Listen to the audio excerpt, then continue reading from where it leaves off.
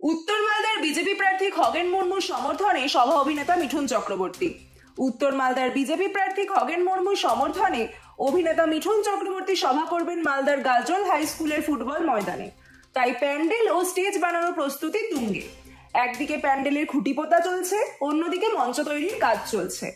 উত্তর মালদার বিজেপি সভাপতি উজ্জ্বল দত্ত ও উত্তর মালদার লোকসভা ইনচার্জ অজয় গাঙ্গুলি খতিয়ে দেখছেন প্যান্ডেল ও মঞ্চ তৈরির কাজ।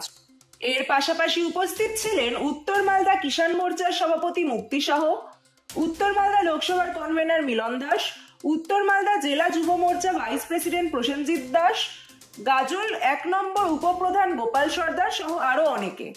মিঠুন চক্রবর্তী তিনি গাজলের বুকে জনসভা করতে আসছেন আগামীকাল 24/4 এবং আমাদের প্রার্থী খগেন মুর্মুর সমর্থনে উনি জনসভা করবেন।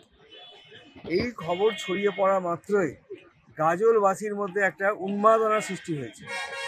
আগামীকাল উনি যখন গাজলে প্রবেশ করবেন তখন দেখবেন যে সেখানে জনসমুদ্রে রূপান্তরিত হবে।